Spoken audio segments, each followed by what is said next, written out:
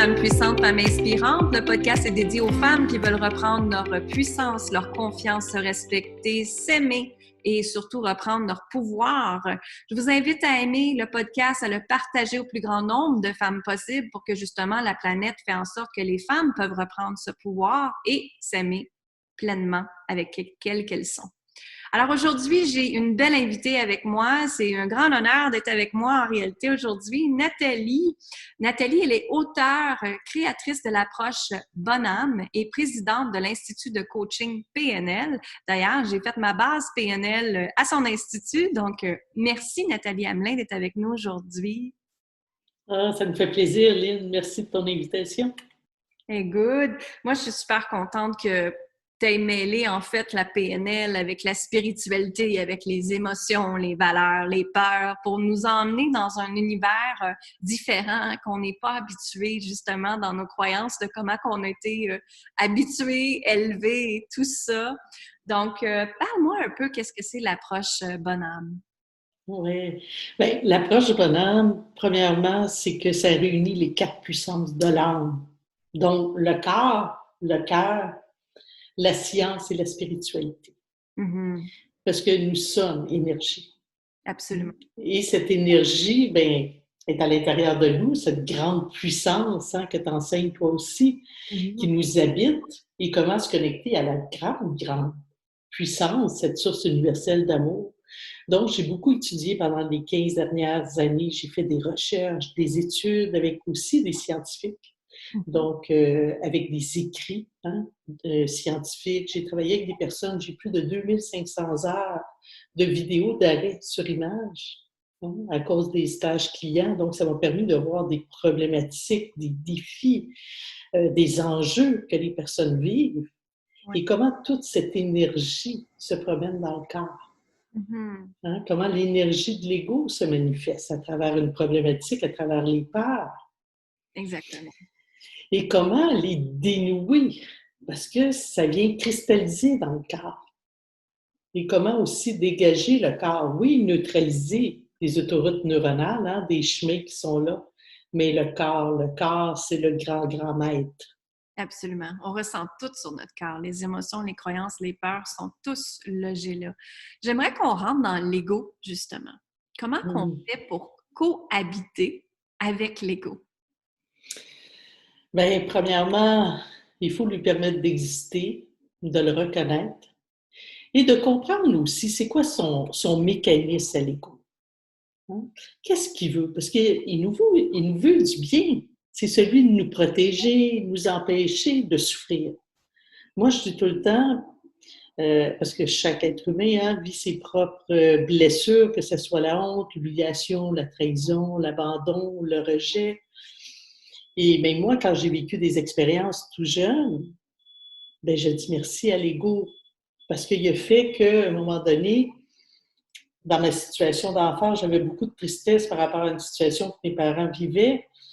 Et puis pour moi, j'entendais des cris et le son de la voix c'était tellement fort que inconsciemment, mon système de défense l'ego, qui pour lui a vu un danger, une menace pour moi, a fait en sorte de réduire mon audition. OK. Pour que j'entende moins et pour que je souffre. Ouais. Donc ça, c'est l'intention positive de l'ego.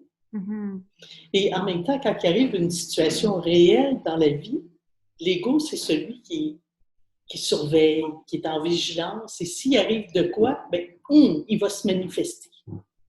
C'est lui qui va nous permettre d'avoir une réaction rapide pour éviter parfois un accident. Oui. Donc, de bien le connaître, c'est vraiment important. Puis, d'observer aussi nos parties. J'ai créé une technique qui s'appelle la technique libératrice Bonhomme. Et il y a 5 étapes. La première, c'est de se connecter au cœur. Parce que se connecter au cœur, c'est de se connecter à notre âme. Parce que l'énergie de l'âme prend place à notre cœur. C'est elle d'ailleurs qui nous a soufflé notre souffle de vie. Et de rester dans le moment présent pour aller observer une situation où l'ego s'est manifesté, que pour lui, il a ressenti un danger, une menace, qui est peut-être plus réelle aujourd'hui, mais qui nous fait vivre les mêmes émotions, hein, qui deviennent des charges émotionnelles qu'on transporte dans notre corps, qui sont lourdes, parce que l'énergie de l'ego, c'est lourd.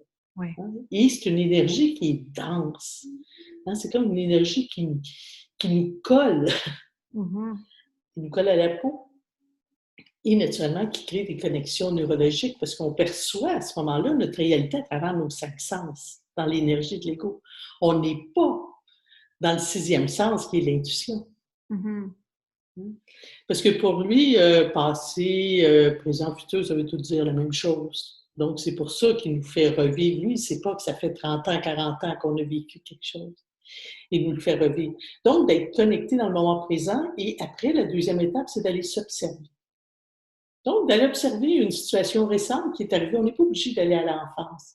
Une situation récente qui est arrivée, mais vraiment, c'est qu'à travers l'approche bonheur, j'ai développé les 7 niveaux de conscience dans le corps qui font des liens entre nos paroles, notre gestuelle et l'énergie qui circule. Mm-hmm. Et le dialogue intérieur qui se passe ici. Ça fait partie de toutes mes recherches et d'observations qui ont été validées. Donc, ça nous permet d'aller observer toutes les parties dans notre corps qui viennent créer que c'est comme structuré. C'est comme si on se met à tricoter, si tu veux, à l'intérieur et on relie toute cette histoire-là dans notre corps et en profondeur et en allant connecter avec toutes les connexions neurologiques qui ont été activées. Hein, parce qu'on a un cortex visuel dans notre tête, on a une aire auditive, une aire somato-sensorielle qui veut dire soma en grec corps. Donc, qui vient aussi s'encoder dans notre corps. Hein? Donc, ça nous permet d'observer cette situation-là dans le moment présent en étant dans l'énergie de l'âme pour être dans cet amour inconditionnel. Donc, c'est pour ça que, et cette technique est aussi dans mon livre, L'approche de l'âme, et ça dit tout le temps avec ton regard d'aujourd'hui. Oui. Et les gens, après, ils font un lien d'aussi loin que tu te souviens, c'est quand la première fois. Parce que l'être humain a besoin de comprendre d'où ça vient. Mm-hmm. Quand il comprend, il est capable de lâcher prise pour passer à autre chose. Puis on n'a pas besoin de savoir l'histoire. Et souvent, des gens, hein, ils arrivent et ils font le lien. Ouf, il y a des larmes qui arrivent, ou il y a une émotion. Puis là, ils font la prise de conscience que c'est la même chose qu'ils vivent encore aujourd'hui.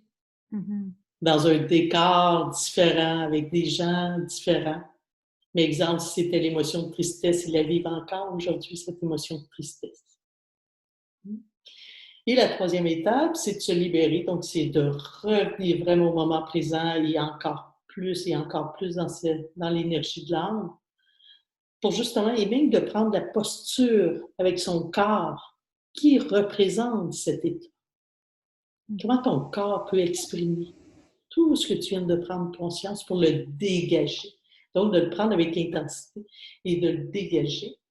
Et de faire des pardons, de se pardonner à soi-même, de pardonner aussi au système, aux gens qui étaient présents.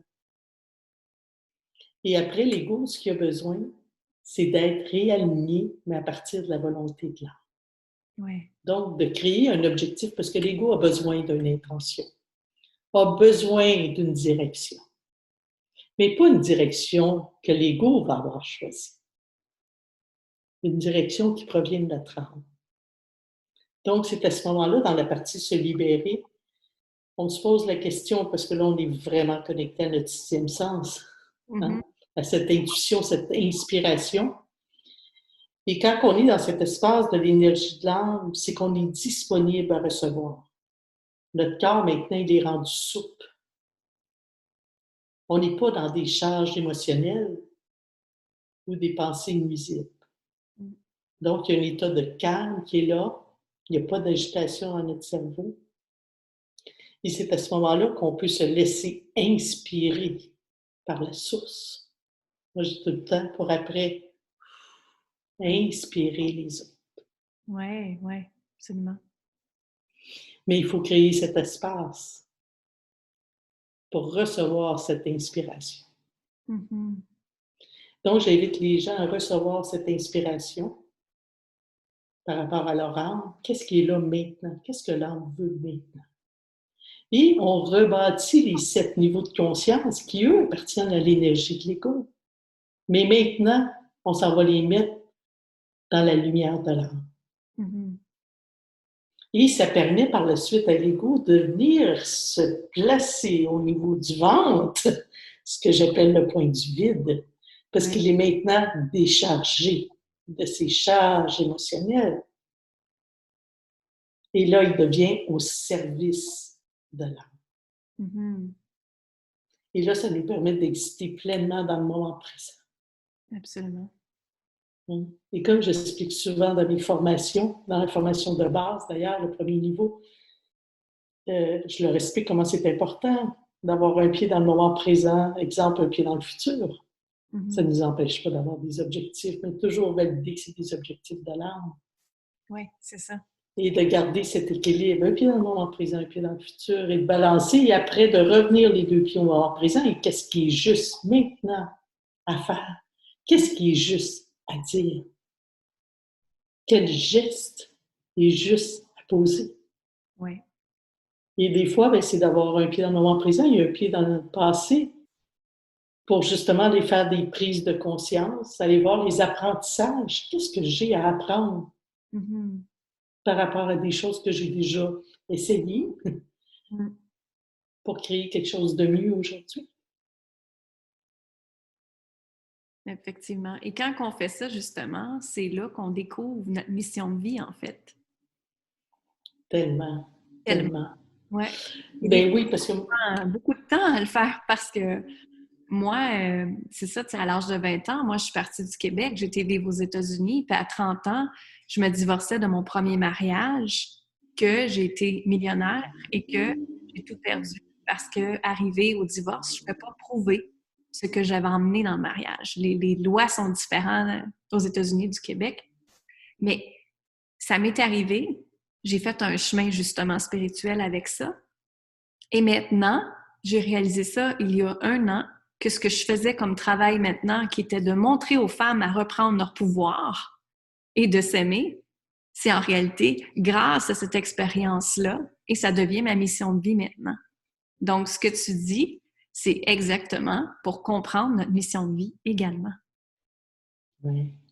Oui, bien sûr, parce que plus qu'on se nettoie, hein, qu'on enlève ces parties d'ombre, hein, Oui, où il y a eu le personnage, la personnalité, qu'on s'est créé pour se faire aimer, pour se faire reconnaître, et plus qu'on est connecté à notre cœur, et plus que nos dons.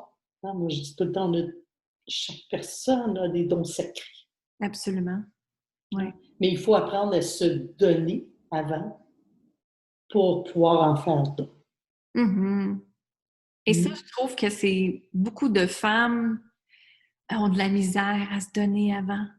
Qu'est-ce que tu leur donnerais comme justement un truc, une astuce pour qu'ils se mettent eux-mêmes avant, dans le devant de leur vie en premier? Oui, bien, premièrement, parce que s'ils ne se mettent pas en avant, ils deviennent un obstacle pour eux. Oui. Hein. Avec l'approche bonheur, je montre beaucoup la barre de résistance, tout en sachant que l'intention est positive pour ces femmes-là. Mm. Hein. Parce que c'est souvent des femmes qui sont très généreuses, qui sont gentilles, qui ont cette capacité d'aider, cette grande volonté. Mais tu sais, quelqu'un m'a dit un jour, et pour moi, ça a été tellement, tu sais, des fois, c'est une phrase, mais que c'est des leçons de vie incroyables. Et une personne me dit un jour, Nathalie, si tu pouvais être aussi gentille avec toi que tu l'es avec les autres, ça serait extraordinaire. Absolument. Oui.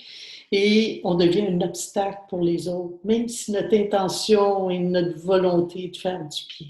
Mm-hmm. Parce que durant ce temps-là, je ne suis pas connectée à cette énergie de l'âme qui est une énergie qui a une vibration 5000 fois plus que l'énergie de l'ego. Exact. Hein? Et qui est dans une légèreté, qui est fluide, qui nous permet, quand on est dans cet espace-là, de rayonner, d'inspirer. tellement. On a été inspiré. Oui, oui. Et quand on est inspiré, on peut devenir inspirante. Exactement. Sinon, on devient plus dans le contrôle, on devient plus même intimidante. Oui. Moi, je me souviens, j'ai été grossiste dans les photocopières une autre vie. J'ai tout le temps bâti mes entreprises et les gens me trouvaient intimidante. Mm-hmm. Et aujourd'hui, je réalise que c'était mon énergie d'égo qui voulait tellement, c'était mon ambition. Qu'il Et faut, c'est ce que ça fait. qu'il faut réussir devient tellement, moi je trouve, moi c'est devenu en fait un blocage dans ma vie parce que je voulais tellement réussir. Et en fait, plus que je voulais ça, plus que la vie me mettait un élastique, moi j'appelle ça un élastique qui te revient en pleine figure, puis qui te dit non, non, c'est pas ça du tout. Reviens dans le être. Oui, parce que ça fait, tu sais, tu parles de réussir, ça fait partie, moi aussi, une de mes valeurs, réussir. Oui. Mais au départ, elle était plus mise à partir de l'énergie, de l'ego. Exact. Donc, dans une énergie qui était lourde. Ouais. Ce qui fait en sorte que moi, j'ai toujours voulu plaire à mon père. Mm-hmm. Mon père, c'est un entrepreneur, un homme d'affaires, puis pour me connecter à lui, c'était d'y prouver que je suis capable. Tu sais, regarde, je suis comme toi. Oui, je comprends très bien. Puis je peux réussir comme toi. Donc, ça a été un grand mécanisme pour moi. Oui, ça m'a amené beaucoup de succès. Je suis d'accord. Mais je peux te dire, Lynn, que j'ai travaillé fort. Oui. J'ai travaillé très, très fort. Je comprends. Sauf que j'étais propulsée par prouver à mon père et recevoir l'amour de mon père. Oui. Et mon père est décédé, j'étais très jeune, avec 9 ans. Mon père est décédé en 1997. OK. Et tu sais que c'est des années plus tard que je me suis dit, c'est incroyable. Il est mort, puis je vais encore lui prouver. Puis je vais encore être aimée. Parce que maintenant, je suis prête à garder ma valeur réussir, Oui. mais à la transformer dans la lumière. Exact. Et qu'est-ce qui est différent maintenant? Et que ma vie s'est allégée comme entrepreneur, Lynn. Elle peut être légère, c'est ça. C'est que notre croyance, comme tu dis, moi aussi, même chose. Mon père m'a montré que je devais travailler fort dans la vie et c'était comme ça qu'on gagnait notre vie. Et quand j'ai compris il y a 2 ans l'énergie féminine, l'énergie masculine, comment co-créer avec ça dans la vie, ma vie a complètement changé. Et maintenant, comme tu as dit tantôt, je m'accorde plus de douceur, plus d'amour de soi et je fais plus d'argent. Oui, c'est exactement ça. On n'a pas besoin de forcer, c'est quand on force. Oui. Quand ça commence à être lourd, ce qu'on fait, on n'est pas à la bonne place. Exactement. Malgré qu'on peut avoir une grande, grande passion. Mm-hmm. Parce que la passion aussi peut jouer des tours. Absolument. Oui. Et moi, en tout cas, c'est vraiment un indicateur pour moi. Quand ça devient lourd, il faut que j'arrête tout. Je me calme, je réfléchis. Parce que l'ego, là, quand il est vraiment au service de l'âme, dans le moment présent, il est extraordinaire. Mm-hmm. C'est lui qui nous permet de passer à l'action. Oui. Il est concentré, il est focus, parce qu'il n'y a plus besoin de se préoccuper du futur, il a déjà sa direction. Oui. Hein? Et ça, c'est le côté yang de passer à l'action. Mm-hmm. Hein? Parce que l'ego a beaucoup du côté masculin. Hein? Ceux qui ont beaucoup de yang, c'est des grands protecteurs. Oui. Hein? Oui. Si on revient à l'homme dans le temps, hein, de protéger sa famille, c'est ça les racines. Exactement. Oui. C'est tellement intéressant quand on se met à examiner l'ego comme ça, justement. J'aimerais qu'on rentre aussi dans la peur, hein, parce que c'est certain, on est en période de COVID encore et les nouvelles font peur aux gens, les journaux, tout ce qui est médias font peur aux gens. Quelle astuce tu donnerais aux gens pour justement ne pas emmener la peur dans leur vie, ou comment vivre avec la peur, en fait. Oui. Ben, premièrement, je les inviterais à regarder le webinaire que j'ai fait, Comment se libérer des peurs en 2020. Mhm. Et justement, j'offre la technique qu'ils vont pouvoir faire en même temps en écoutant la vidéo. Et Mhm. c'est vraiment de s'arrêter puis d'aller la regarder, cette peur-là. De Oui, prendre le temps. Tu sais, il faut se déposer tellement.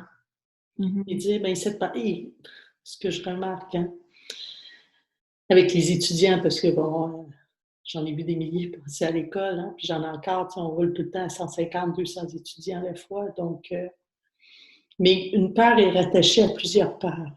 Tellement, oui. Hein, je peux avoir la peur de perdre mon travail actuellement, qui est Mhm. légitime, hein, on s'entend, là, Lynn. Mais cette peur-là, plus profondément, est reliée peut-être à une peur de ne plus avoir de lien avec mes collègues. Mhm. Et pour moi, les liens font partie de mes dons sacrés. Mhm. Je suis peut-être une personne de connexion, qui pour moi, je suis une rassembleuse et créer des liens pour moi fait partie de mes dons. Mhm. C'est pas le temps de perdre son emploi, c'est les liens. Puis peut-être quand j'étais petite, hein, parce que je dis tout le temps, nos dons viennent par rapport à notre histoire de quand on était petit. Et mais peut-être justement, j'ai perdu des liens qui m'ont attristée, Mhm. qui fait qu'aujourd'hui, je ne veux pas en perdre parce qu'à l'intérieur de moi, c'est relié à quand j'étais petite. Oui. Et c'est cette peur-là qui est beaucoup plus puissante que la peur de perdre son emploi. Donc, c'est d'aller travailler sur cette peur de perdre des liens. Parce que qu'est-ce qui est caché en arrière? C'est une peur de mourir. Il y a Mhm. des parties de moi qui vont mourir, pas une mort physique, mais il y a des parties de moi qui vont mourir si j'ai pas de lien. Et c'est cette peur-là d'aller en profondeur et d'aller la dégager. Oui. Il faut rentrer en relation avec sa peur. Oui. Et c'est de se poser la question, est-ce que ça me fait peur même de rentrer en relation avec ma peur? Mhm. Oui, parce qu'il y a tellement de monde qui ont peur, justement, d'aller à l'intérieur d'eux. C'est ça. Tellement, tellement. Moi, j'en vois beaucoup, justement, quand ils rentrent dans mes programmes, puis je leur dis, bien, il faut déloger là, pour libérer. Il faut déloger pour être capable d'aller dans le prochain niveau d'expansion ou de propulsion, appelez-le comme vous voulez, mais faut libérer cette énergie-là pour en créer une autre énergie qui va être là pour vous aider, vous soutenir. Puis, mon Dieu, qu'on a de la misère de rentrer là-dedans des fois. Ils veulent pas. Oui, mais c'est pour ça qu'il faut le ramener au moment présent. Exact. Dire, je t'invite à rentrer tout en étant ici. Oui. Parce que ce n'est pas souffrant. Je me souviendrai toujours quand je suis allée faire un trek dans le désert en 2018, pendant une semaine. Et à un moment donné, ça a été, tu sais, il y a des fois quelque chose qui s'intègre encore plus fort dans notre corps. Hein? C'est des choses qu'on sait, qui sont intégrées à moitié. Puis là, c'est comme ça se place. Et c'est vers la fin de mon trek. Je suis peut-être rendue à la 4e, 5e journée. Et c'est un trek silence et contemplation. Donc, je marche des heures et des heures dans la journée en silence, en contemplation, en Mhm. libérant, Oui, en oui. faisant beaucoup de pardon. Et un matin, ben, on marche, puis je ne savais jamais à quelle heure qu'on était pour dîner, à quel endroit on dîne.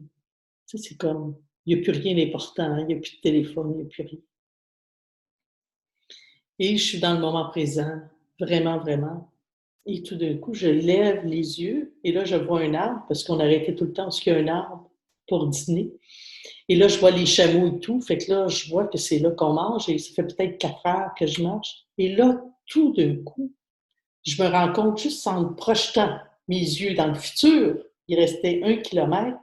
Et là, je sens dans mes pieds mes ampoules. Ça me fait mal Oh. après 4-5 jours. Et le sable rentre dans nos souliers. Ce qui fait qu'exemple, moi, je porte des 7, fait qu'on dirait que c'est rendu des 5. Oui. Donc, là, c'est douloureux. Je n'avais pas faim. Tout d'un coup, le ventre commence à crier, la faim se manifeste. Et là, je me suis dit, eh boy, là, je viens de tomber les 2 pieds dans le futur. Et là, je souffre. Parce que pendant 4 heures, je n'ai rien senti dans le moment présent. Oui. Et pourtant, mes pieds étaient dans les mêmes souliers. Mm-hmm. On parle de quelques secondes avant. Et là, je me suis mis à respirer profondément, dire Nathalie, OK, reviens dans le moment présent, reviens. Et c'est ce que j'ai fait, je suis revenue. Et c'est là que j'ai eu une pensée pour les gens d'entreprise. Que les dirigeants, souvent les propriétaires, les leaders, emmènent leur équipe de travail que sur le futur. Voici les objectifs à la fin de la semaine. Voici. Je dis, oh mon Dieu, que ça crée un monde de souffrance, de stress, d'anxiété, de vouloir prouver, de tomber dans la performance. Et je me suis dit, c'est tellement important d'amener les gens à dire, oui, on peut en avoir un futur à partir de l'énergie de l'âme. Mais ici, maintenant, un pied dans le futur, un pied dans le présent. Et quand j'ai les 2 pieds dans le présent, donc aussitôt que j'ai au moins un pied dans le présent, ce n'est plus souffrant. Mm-hmm. C'est vrai. Donc, on peut aller visiter profondément ce qui est en nous et ça n'est pas souffrant. Oui. Ça, c'est la grande clé de l'énergie de l'âme et du cœur. Tellement. Merci de nous partager ça. C'est une pépite d'or, justement. Moi, ce que je dis, c'est qu'on peut évoluer maintenant sans souffrir. On peut évoluer dans le plaisir. Mm-hmm. Tellement. La vie peut être joie, plaisir, légèreté et harmonie, hein? Oui, tellement. Mais dans le respect de soi, on a parlé tantôt. Oui. Ça aussi, c'est une pépite d'or. Oui, tellement. Ça part de là. Ça part absolument de là. Est-ce qu'il y a autre chose que tu aimerais ajouter, Nathalie? Bien, ce que j'aimerais ajouter pour compléter, c'est j'inviterais toutes les personnes à honorer leur âme. Mm-hmm. Parce que la vie est tellement plus simple, tellement plus facile, tellement plus douce, tellement plus harmonieuse que de rester dans la résistance. Tellement. J'ai le goût de dire Alléluia. Merci infiniment, Nathalie, de cette entrevue. Ça a été une beauté divine, en réalité, cette entrevue-là, je trouve. C'est vraiment extraordinaire. J'avais des gros frissons pendant que tu parlais. Je pense que tes mots vont résonner avec plusieurs personnes. Et j'espère qu'ils vont changer justement la vie de d'autres personnes. Où est-ce que les gens peuvent se procurer l'approche Bonne Âme? Oui, l'approche Bonne Âme, elle est partout dans les librairies au Québec. Parfait. En France aussi. OK. Donc, il est disponible en version papier, version numérique. Et si les gens veulent une dédicace, bien, ils peuvent directement aller sur le site de l'école, ici, pnl.com, et vous pouvez vous procurer le livre avec une dédicace. Donc, je vais faire des dédicaces et on vous livre le livre. Super. Bien, merci énormément. Faites suivre Nathalie Hamelin sur icipnl.com. Elle a aussi une page Facebook, une chaîne YouTube. Allez l'encourager, allez lire son livre. Écoutez, ça va complètement transformer votre vie. J'en suis convaincue de ça. Enfin, on peut parler de spiritualité librement dans ce monde-là. Enfin, on peut partager l'énergie dans ce monde-là et on peut devenir dans un monde meilleur parce qu'on se choisit justement. Merci infiniment, Nathalie. Bien, merci Lynn. Un plaisir.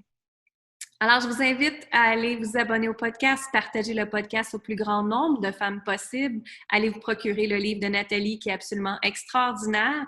Je vous invite également d'aller rejoindre mon groupe Facebook privé qui s'appelle Femmes assumées, Femmes libérées. Et je vous dis merci. Bonne fin de journée. Bye bye.